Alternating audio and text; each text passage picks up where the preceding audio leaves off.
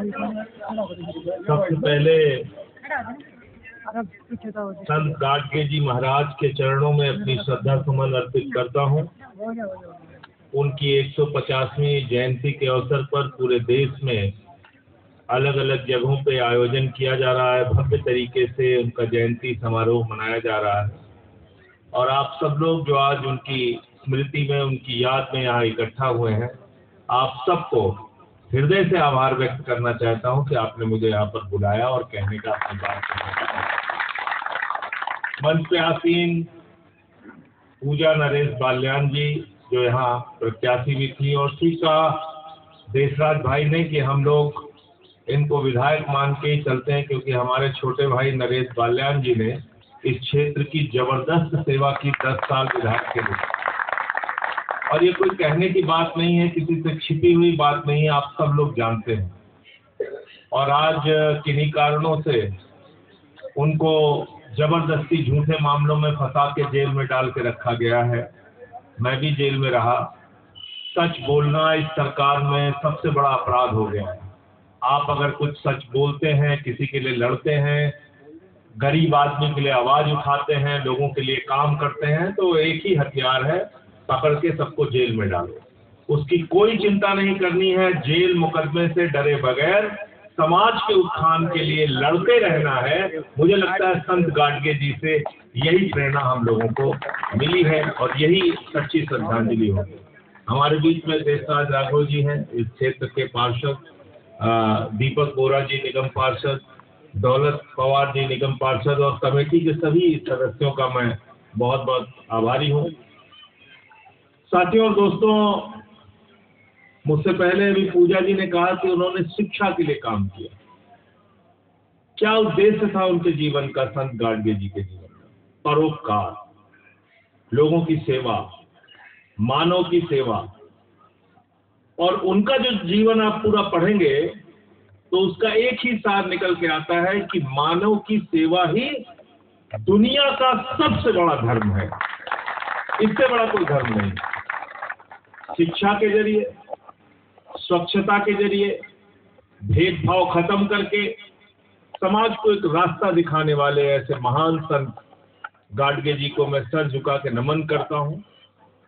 और आज जो समाज है इस वक्त, जिसको हम कहते हैं कि 21वीं सदी का समाज है, जिसको हम कहते हैं कि हम बहुत विकास के रास्ते पे आगे जा रहे हैं, इसके साथ साथ हमें सोचना चाहिए कि कमियां कहां हैं।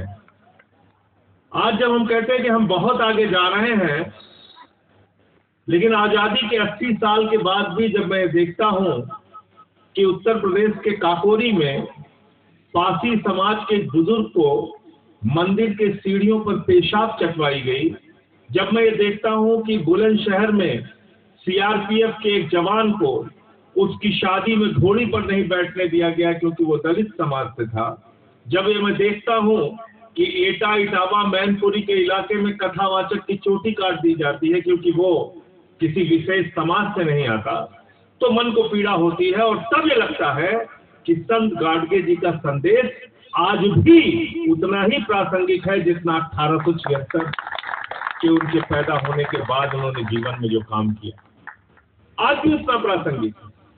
बाबा साहब डॉक्टर भीमराव अंबेडकर जी का जीवन देखिए, किस बात के लिए लड़ाई लड़ी उन्होंने लड़ाई लड़ी तालाब में पानी पीने को लेकर। सोच के भी कितना अजीब लगता है कि जिस तालाब में जानवर को पानी पीने की इजाजत थी, उस तालाब में दलित समाज के शोषित, वंचित, अनुसूचित जाति जनजाति के लोगों को पानी पीने की इजाजत नहीं थी। हमारी छुआछूत की व्यवस्था थी। उस समय कितनी कठिनाइयों में उन्होंने लड़ाई लड़ी। महाड़ का जो उनका आंदोलन है उसको आप पढ़ेंगे तो उन्होंने अधिकार दिलाया कि यहाँ पे सब लोग पानी पी सकते हैं, और उसको लेके विरोध हुआ, लोगों के घर जलाए गए, ऐसी व्यवस्थाएं थी। तो हजारों साल की भेदभाव की जब तक व्यवस्था रहेगी, आप कहीं भी दुनिया में अपने आप को खुद से डंका पीटते रहिए। मैं ऐसा मानता हूं, जब तक भेदभाव है तब तक भारत का उत्थान नहीं हो सकता। भेदभाव, समाज के अंदर छुआछूत, ये सबसे बड़ा अभिशाप है जिसको खत्म करना पड़ेगा। अभी आपने कुछ दिनों पहले देखा होगा और अभी भी चल रहा है, यूजीसी को लेके हंगामा, लड़ाई झगड़े, पूरे देश में वातावरण खराब किया। सरकार की नीयत नहीं है कि वो शोषित वंचित समाज के लोगों को न्याय दे, वरना तो एक ही फार्मूला है। मैंने संसद के अंदर कहा था, अगर तुम्हारी नीयत साफ होती तो हर विश्वविद्यालय में 2 तरह की कमेटी बनाते। एक कमेटी बनाते जाति आधारित भेदभाव को देखने के लिए, दूसरी कमेटी बनाते सभी तरह के भेदभाव को देखने के लिए। कोई झगड़ा और लड़ाई नहीं होता, लेकिन तुमने जानबूझ के झगड़ा कराया। समाज में नफरत फैलाना है, झगड़ा फैलाना, क्या इससे हमारा विकास होगा? छुआछूत करके हमारा विकास होगा? ये कौन तय करता है? मैं जिसके घर में पैदा हो गया, क्षत्रिय के घर में पैदा हो गया, क्षत्रिय हो गया, ब्राह्मण के घर में कोई पैदा हो गया, ब्राह्मण हो गया कोई किसी के घर में, ये हमारी समाज की बनाई हुई व्यवस्था है। ईश्वर ने ये नहीं बनाया, भगवान ने नहीं बनाया। उसकी निगाह में अगर भेदभाव होता तो हवाओं से कहता, सिर्फ चंद जातियों को हवा जाना, वो धूप से कहता, रोशनी से कहता, सूर्य से कहता, सिर्फ चंद लोगों को प्रकाश देना। वो पानी से कहता, सिर्फ तुम्हारा रास्ता सिर्फ समाज की चंद जातियों को जाएगा, तुम सिर्फ चंद लोगों के लिए पानी तुम बने हो। ये तो नहीं किया ना ईश्वर ने, ये तो नहीं किया ना। हवा बनाई तो सबके लिए, सूर्य बनाया तो सबके लिए, चांद बनाया तो सबके लिए, प्रकृति बनाई तो सबके लिए। ये भेदभाव की व्यवस्था हमारी बनाई हुई व्यवस्था है, इसलिए इस व्यवस्था को खत्म भी हम लोग मिलकर करेंगे, तभी समाज का उत्थान हो सकता है, तभी समाज का उत्थान हो सकता है। आज इतने सालों के बाद, 80 सालों के बाद ऐसी ऐसी घटनाएं देखने को मिलती हैं। अभी कुछ दिनों पहले मैं मध्य प्रदेश के एक खबर को पढ़ रहा था, उसमें था कि शमशान में जाके लोग खड़े हो गए विरोध करने के लिए कि नहीं, क्योंकि ये व्यक्ति अनुसूचित जाति का है, इसलिए हमारे शमशान में हम इसको जलाने की इजाजत नहीं देंगे। कितनी पीड़ा की बात है। अरे शमशान, जहां पे सबकी शान खत्म हो जाती है, वही तो शमशान है। अब वहां भी भेदभाव कर रहे हो, वहां भी भेदभाव कर रहे हो। तो इसलिए मैं ऐसा मानता हूं, शिक्षा जिसके लिए बाबा साहब ने भी संदेश दिया, और शिक्षा जिसके लिए उससे पहले भी संत गाडगे जी महाराज ने संदेश दिया, और ये कहा समाज को शिक्षित बनाओ। और आम आदमी पार्टी का भी यही मानना है, केजरीवाल साहब का भी यही मानना है कि शिक्षित होगा भारत तभी विकसित होगा भारत। बगैर शिक्षा के हमारा विकास नहीं होना, बगैर शिक्षा के हमारा विकास नहीं होना है। बाबा साहब ने कहा, शिक्षा शेरनी का वो दूध है जो जितना पिएगा उतना दहाड़ेगा, जो जितना पिएगा उतना दहाड़ेगा। क्यों कहा ये बात? जब आप शिक्षित होंगे तभी आप अपने अधिकारों के बारे में जानेंगे, जब आप शिक्षित होंगे तभी आप अपने संवैधानिक अधिकारों के बारे में जानेंगे, जब आप शिक्षित होंगे तभी आप अपने देश को, अपने समाज को आगे ले चल पाएंगे। वरना तो शोषण करने वाली शक्तियां हमेशा से रही, आज भी मौजूद है, आज भी शोषण करने वाली शक्तियां मौजूद है, जो छोटे छोटे कामों के लिए आपको ऑफिसों में परेशान करते हैं, कार्यालयों में बार बार आपको थाने से लेके, और छोटे छोटे काम के लिए आपको चक्कर लगाना पड़ता है, रिश्वत देनी पड़ती है। तो इसलिए शिक्षित होना बहुत जरूरी है। लेकिन आज क्या हो रहा है? अभी बजट की कॉपी मुझे दी, दीपक भाई ने दी, दीपक जी ने दी, किसने दी? सागर जी ने दी। बजट मैंने पढ़ा और मैंने पार्लियामेंट में उसके बारे में बोला। आपको मालूम है, हमारे भारत की सरकार ने शिक्षा का बजट इस देश में रखा है 2%। कितना? 2%। स्वास्थ्य का बजट कितना रखा है? 2%। 2%। और कह रहे हैं 1947 में हम भारत को विकसित बना दें, 2047 में हम भारत को विकसित बना देंगे। हमने कहा भाई इसको 3047 कर दीजिए, 3047 कर दीजिए। 1000 साल बाद कौन जिंदा रहेगा, कौन पूछने जाएगा? और मैंने कहा चलिए 2047 भी हम मान लेते हैं। तो 2047 में हमारे प्रधानमंत्री जी की जो उम्र हो जाएगी वो हो जाएगी 97 वर्ष, 97 साल।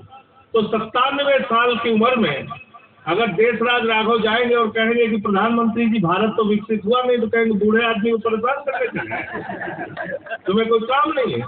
मैं 97 साल का बूढ़ा आदमी, तुम कह रहे हो विकसित भारत में बनाऊंगा। तो ऐसे खोखली बात है।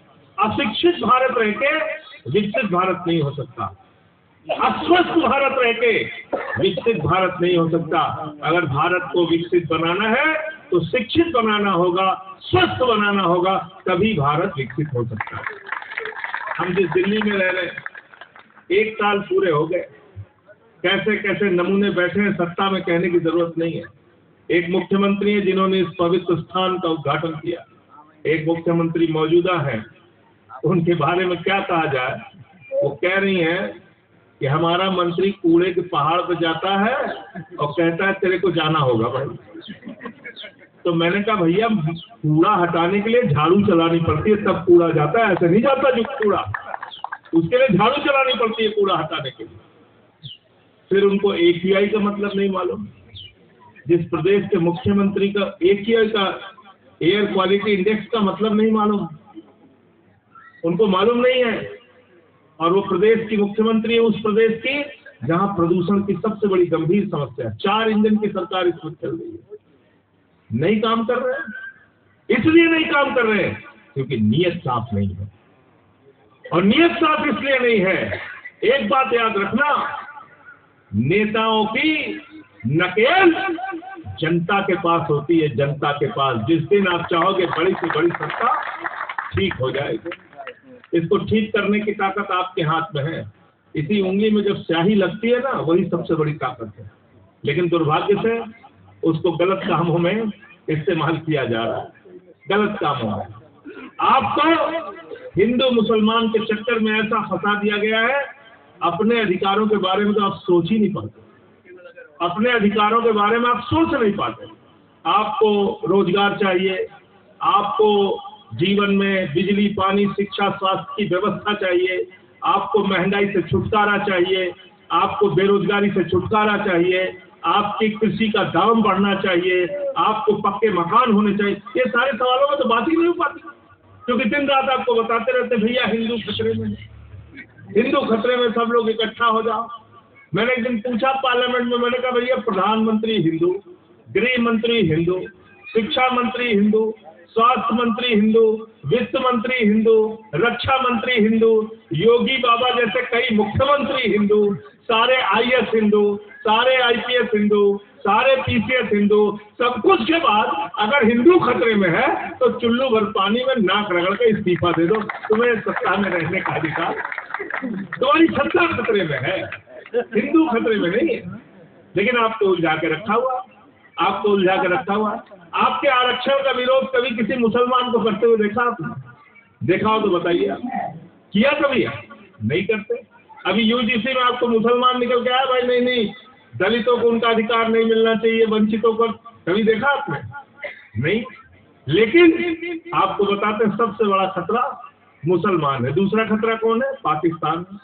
पाकिस्तान। तो मैंने पूछा भाई पाकिस्तान की आबादी कितनी है? कहने लगे 23 करोड़।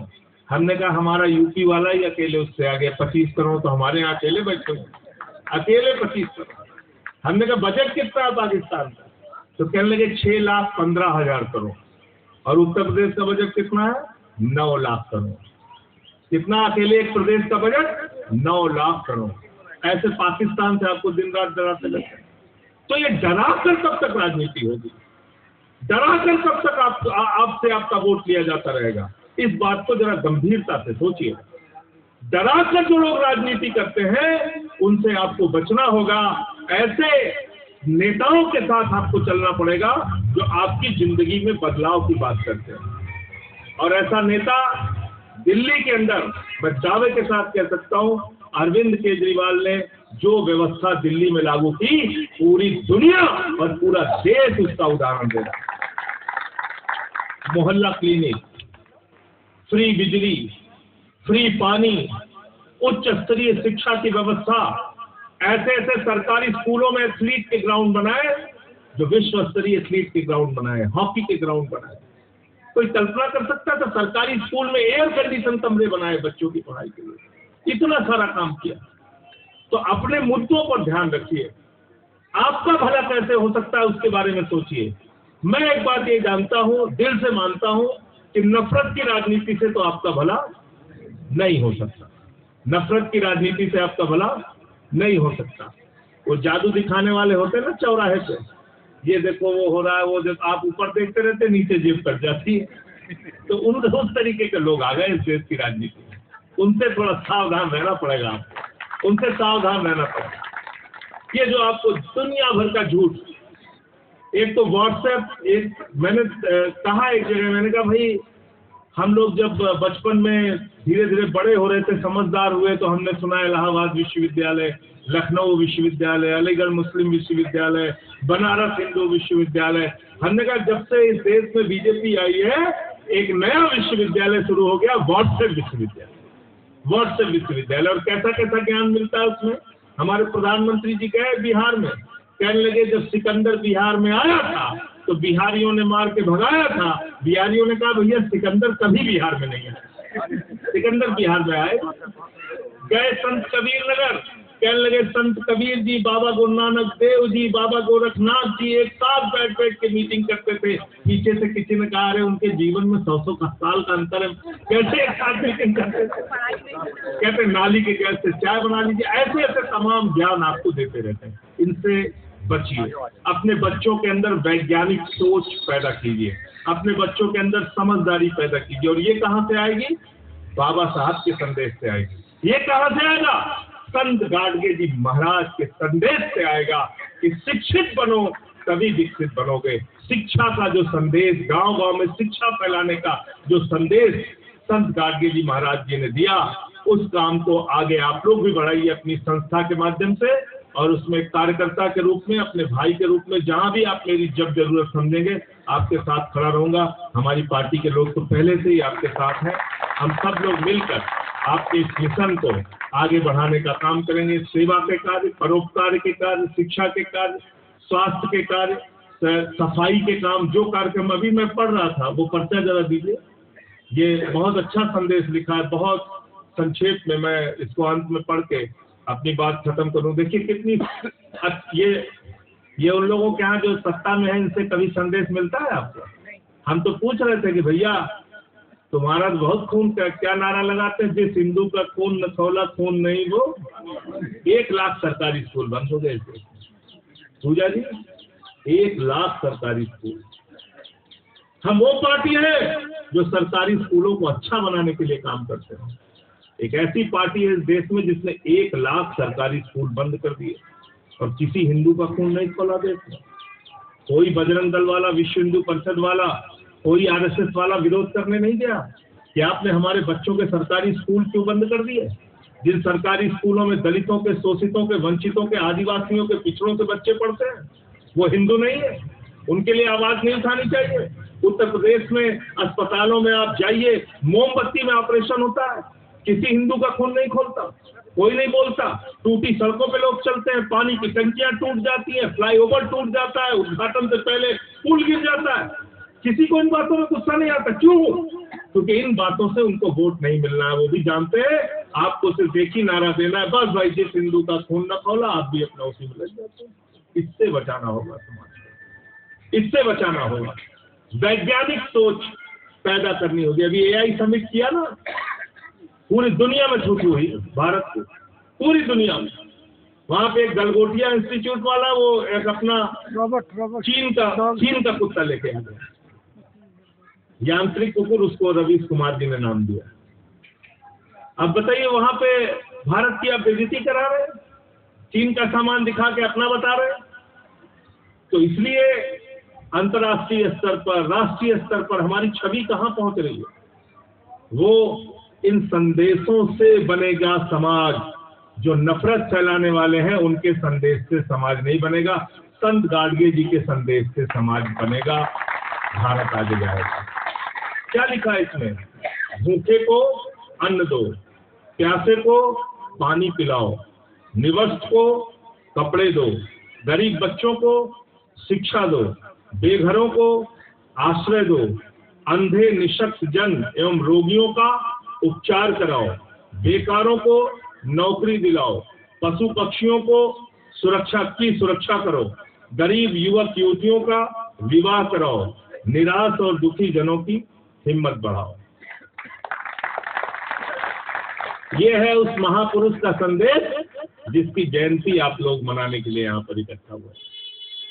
और इनके संदेश में एक भी संदेश, मैं तो कह रहा हूँ जहां सोते हैं आप वहीं सामने पे संदेश के इसका कैलेंडर बना के टांग दीजिए। इनके दिए गए संत गाडगे जी महाराज के संदेश का एक भी संदेश, एक संदेश अगर अपने जीवन में आप उतारने में कामयाब हो गए, आपका हमारा जीवन धन्य हो जाएगा। मैं यही कहना चाहता हूँ। बहुत बहुत धन्यवाद और आभार। मैंने आपका ज़्यादा समय लिया, माफ़ी चाहता हूँ, लेकिन कुछ बातें थी आपसे वो करनी थी। बहुत शुक्रिया।